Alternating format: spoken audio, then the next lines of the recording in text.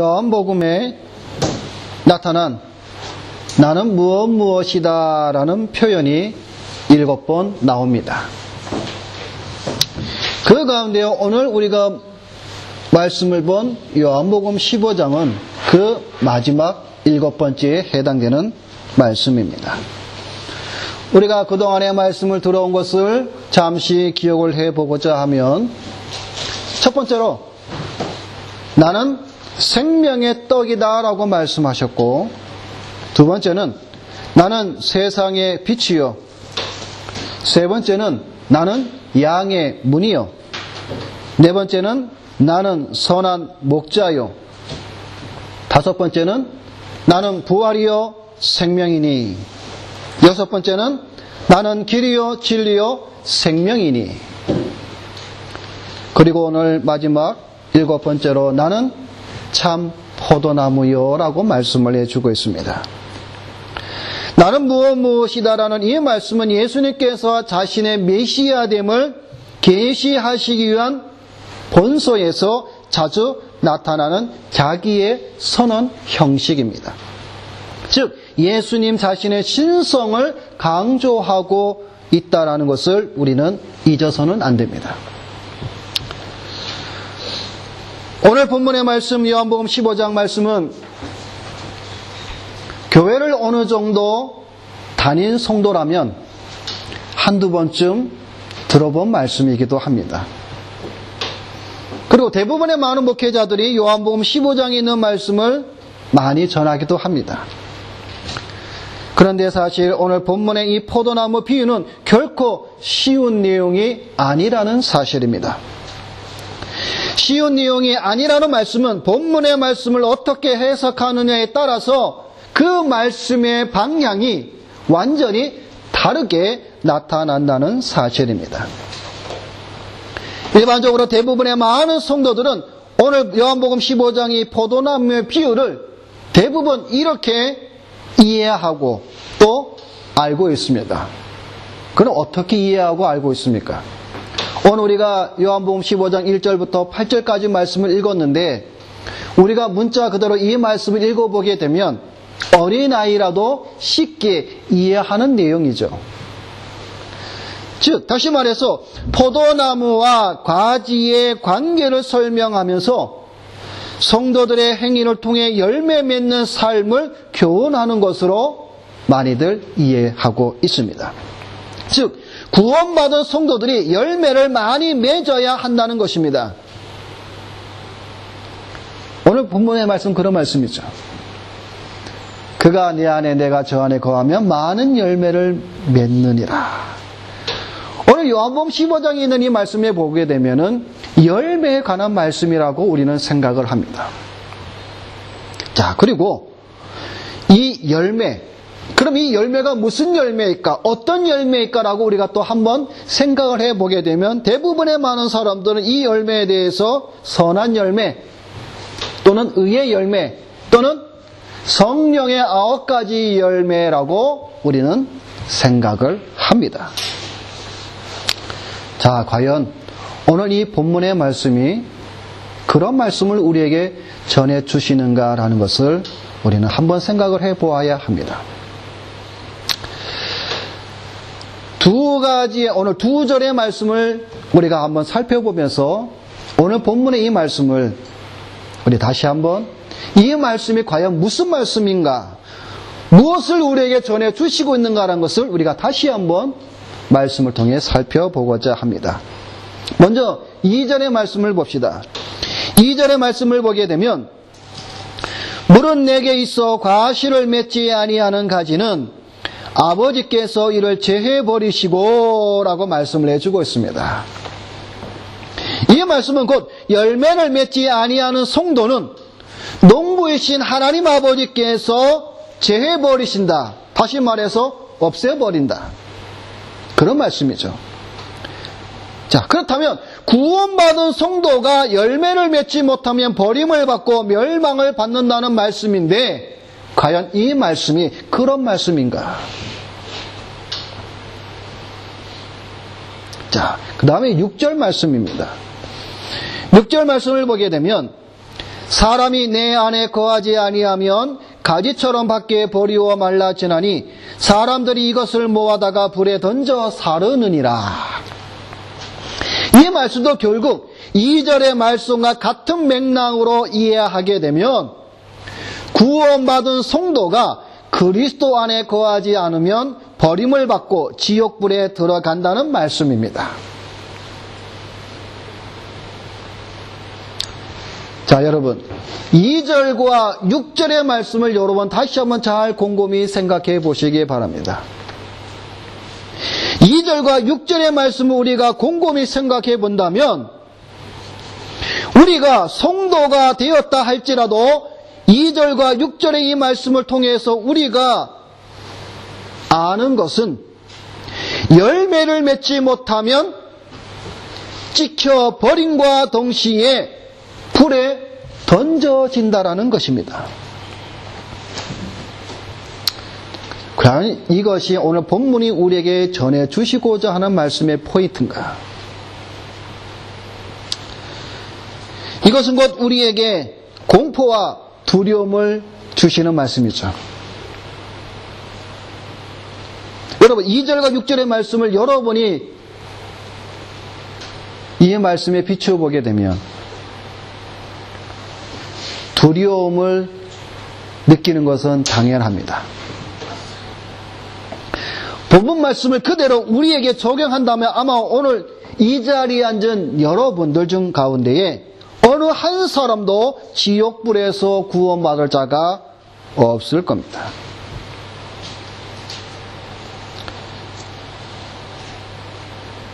다시 질문을 드립니다. 이 자리에 나온 여러분들 가운데 과실을 많이 맺으신 분 계십니까? 하나님 앞에 내가 이만큼 내가 과실을 열매를 맺었다라고 하나님 앞에 내놓을 그런 자신 있는 분이 과연 오늘 이 자리에 오신 여러분들 가운데 과연 몇 명이나 되겠습니까? 만약 저에게 물으신다면 저는 솔직히 내놓을 과실, 내놓을 열매가 없습니다. 그런데 오늘 2절과 6절의 말씀은 무엇입니까? 과실을 맺지 아니하는 가지는 아버지께서 제해 버리시고 6절 말씀에 보게 되면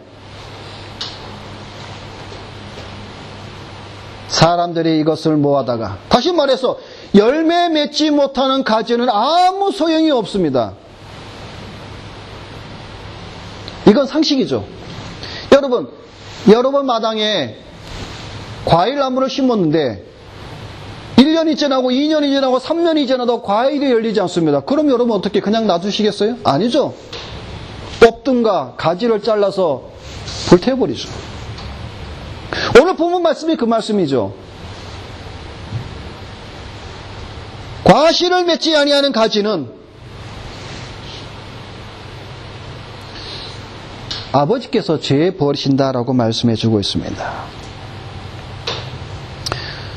우리는 2절과 6절의 이 말씀을 이해하기 위해서 제가 앞서 서두에 말씀을 드린 것처럼 나는 무엇이다라는 즉 그리스도의 신성에 관한 표현의 의미를 생각하면서 오늘 이 본문의 말씀을 여러분 우리가 보아야만이 우리가 이 말씀이 우리에게 무엇을 전해주고 있는가라는 것을 우리가 알게 된다라는 것입니다. 자, 이제 우리가 한 발짝 더 깊이 들어가서 자 2절과 6절의 문제가 무엇인가라는 것을 우리가 한번 생각해 보자는 것이죠. 자, 2절과 6절의 말씀을 여러분 우리가 보았습니다. 과연 이 말씀을 여러분이 들었을 때에 그동안에 여러분이 말씀을 배워오고 들어오고 그런 모든 것들 여러분 다 총동원해서 이 2절과 6절의 말씀 속에서 과연 무엇이 문제점으로 보일까, 나올까라는 것을 여러분이 한번 생각해 보라는 것입니다. 여러분이 좀 이해하기 쉽게 폭을 좁혀서 여러분 우리가 배워왔던 도르트 신조 5가지 신앙이 있죠. 튤립 신앙, 그죠? 5가지가 있습니다. 무엇이 있습니까? 전적 타락이 있고, 그 다음 무조건적 선택이 있고, 제한적 속죄가 있고, 불가항력적 은혜가 있으며, 마지막으로 성도의 견인이 있습니다. 자, 우리가 이 5가지의 튤립 신앙 안에서 2절과 6절의 말씀을 비교해 보면 어떤 문제에 걸리게 됩니까?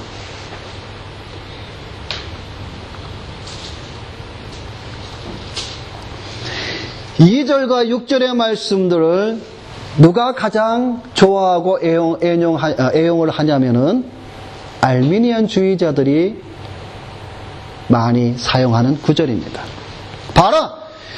너희 개혁주의 칼빈주의자가 말하는, 너희들이 말하는 그것에 대해서 이 2절과 6절의 말씀을 보게 되면 구원에서 떨어질 수 있다. 2절과 6절의 말씀을 우리 튤립의 5가지 신앙의 포인트로 점검을 해보게 되면, 첫째는 성도의 견인에서 벗어나는 말씀이 되죠. 여러분, 성도의 견인은 무엇입니까? 하나님께서 우리로 하여금 구원의 그 반열에서 우리가 오래 참고 인내하며 나갈 수 있도록 하나님께서 강건하게 붙들어 주시는 그 은혜의 말씀인데, 2절과 6절의 말씀을 비교해 보게 되면 결국 그러면 우리의 구원이 어떻게 된다는 겁니까? 떨어진다라는 것이죠.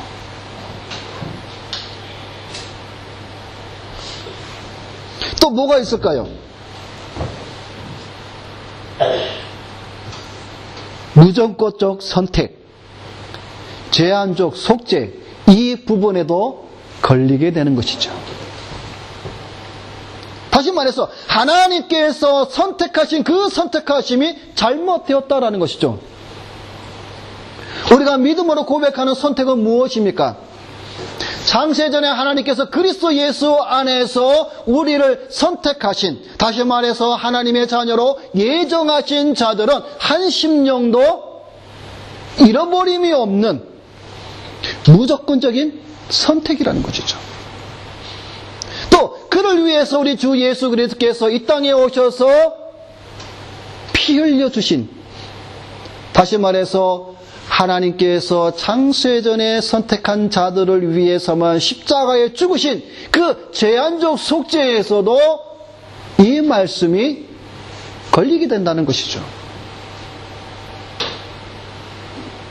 제가 지금 전하는 말씀이 여러분 무슨 말씀인지 여러분 이해하시죠?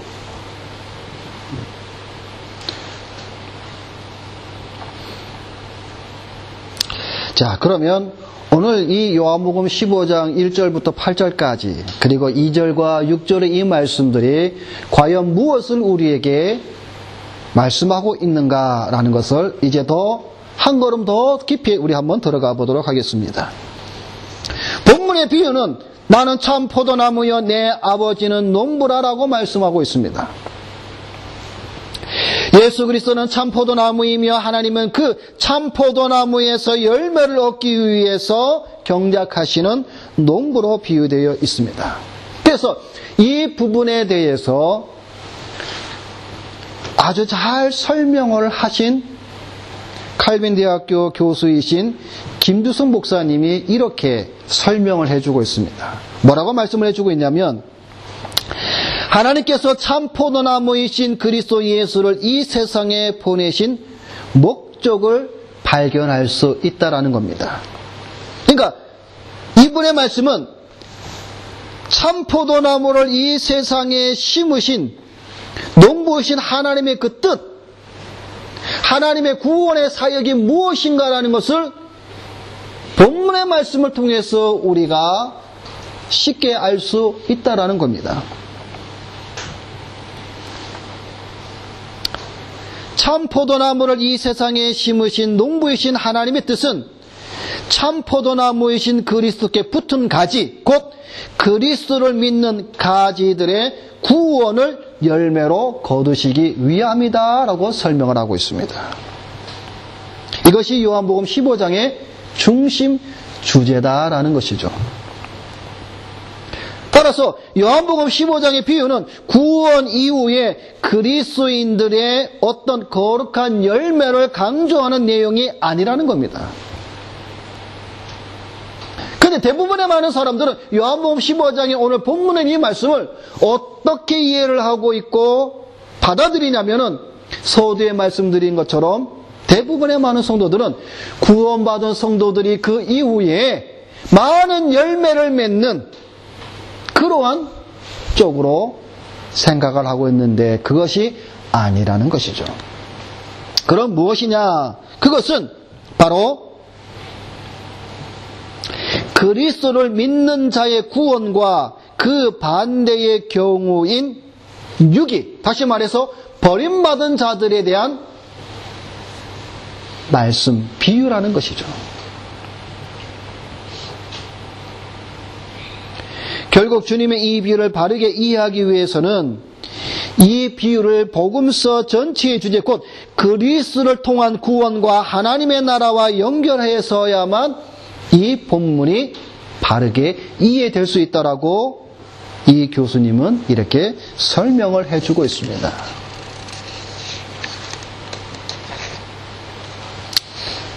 따라서 우리가 앞서 보았던 2절과 6절의 의미를 생각해 보게 되면 이 비유는 단순히 열매에 무게를 두는 것이 아니라 하나님의 구원 사역에 초점을 맞추어 본문을 볼 때에 비로소 우리는 이 요한복음 15장의 내용이 올바르게 해석되어진다라는 것입니다. 자, 요한복음 15장은 우리가 지금 포도나무 비유를 우리가 보고 있죠. 자, 우리가 잠시 여기서 구약의 배경을 우리 한번 잠깐 살펴보겠습니다. 구약 성경을 보게 되면 이스라엘 사람들을 포도나무 그리고 나라와 민족 전체를 포도원으로 비유하고 있음을 우리는 발견하게 됩니다. 이사야 5장 7절에 보면 대저만군의 여호와의 포도원은 이스라엘 족속이요 그의 기뻐하시는 나무는 유다 사람이라. 예레미야서 2장 21절에는 하나님께서는 유다를 향해 이렇게 말씀하십니다. 내가 너를 순전한 참 종자 곧 귀한 포도나무로 심었거늘 내게 대하여 이방 포도나무의 악한 가지가 되면 어찌미뇨? 라고 말씀을 하고 있습니다. 또 호세아 10장 1절에 보게 되면 이스라엘은 열매 맺는 포도나무라 그 열매가 많을수록 제단을 많게 하며 그 땅이 아름다울수록 주상을 아름답게 하도다. 그리고 가장 중요한 시편 80편 8절에 보게 되면 이런 말씀이 있습니다. 주께서 한 포도나무를 애굽에서 가져다가 열방을 쫓아내시고 이를 심으셨나이다. 애굽 땅에서 한 포도나무를 끄집어내시고 가나안 땅에 있는 족속을 몰아내시고 거기에 이 포도나무를 심었다라는 것이죠. 그게 이스라엘인 것이죠.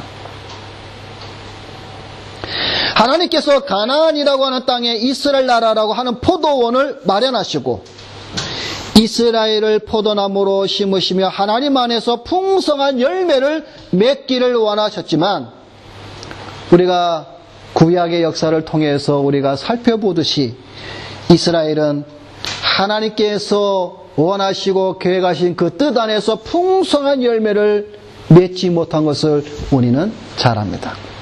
오히려 그들은 이방 민족에 의하여 그 포도원과 포도나무는 처참하리만큼 망가지고 말았죠.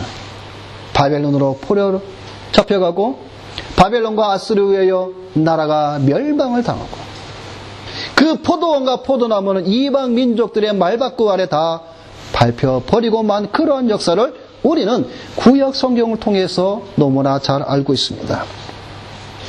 결국 그들은 뽑히고 말게 되었죠.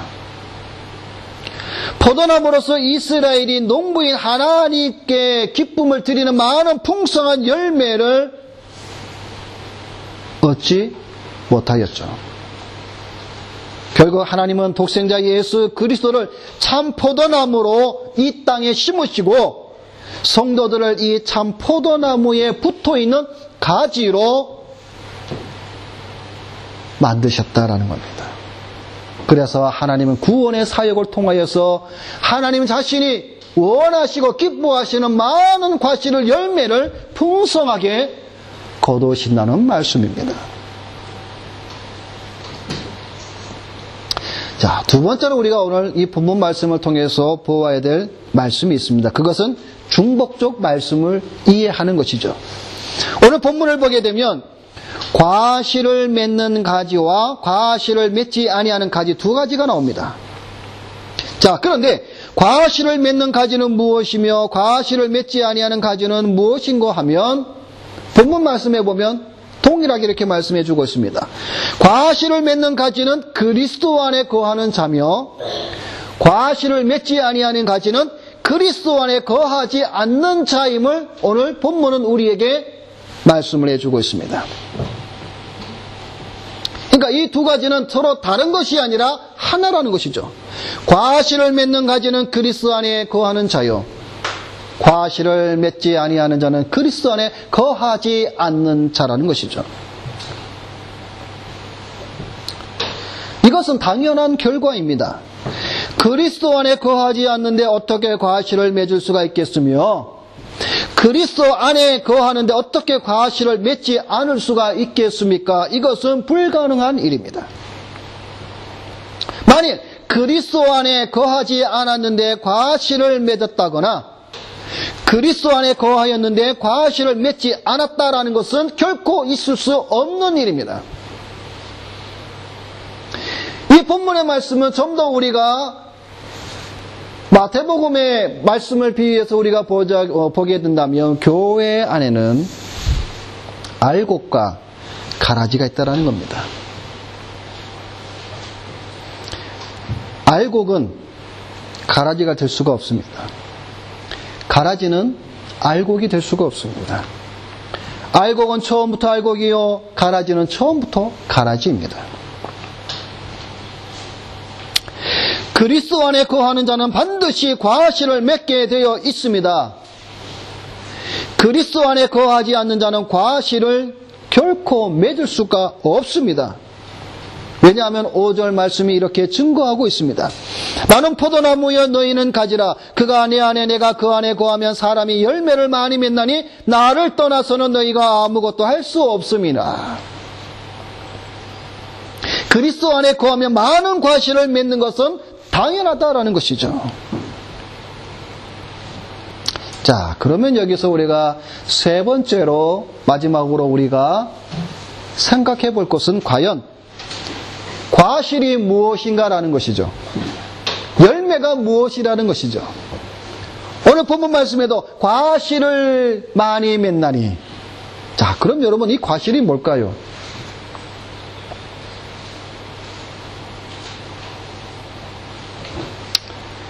이 과실, 이 열매는 포도나무 열매에서 예수 그리스도를 믿는 자들의 구원의 열매입니다.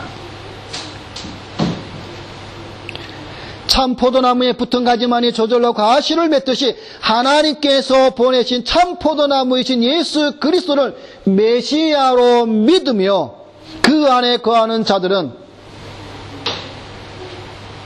하나님의 은혜로 말미암아 많은 구원의 열매를 맺는다라는 것입니다. 이 과실은 바로 구원의 열매라는 것이죠. 그리스도 안에 있는 수많은 자들이 많은 과실, 구원의 열매를 얻는다라는 것입니다. 그래서 오늘 성경은 우리에게 이 과실을 많이 맺는 비결은 바로 그가 내 안에 내가 그 안에 거할 때. 여기서 이 거하다라는 말은 머물다, 거주하다라는 뜻으로 쓰입니다. 여러분, 그가 내 안에 내가 그 안에 있었을 때 누구에게 해당되는 말씀입니까? 유기되고 버림받은 자들에게는 결코 이 말씀이 적용될 수가 없습니다.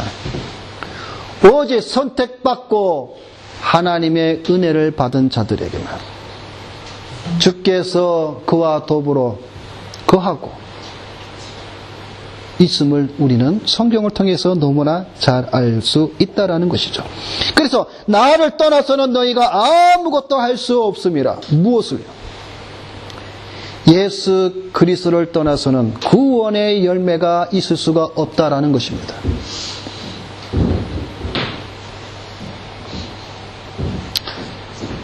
말씀을 맺습니다.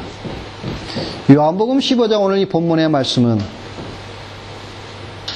우리가 많은 선한 행위를 통해서 많은 열매를 맺어야 한다는 그러한 의미의 말씀이 아니라 하나님께서 농부이신 하나님께서 예수 그리스도를 통해서 어떻게 그 구원의 사역을 보여주시는가를 우리에게 설명해주고 있다는 사실입니다. 그래서 참 포도나무에 붙어있는 가지,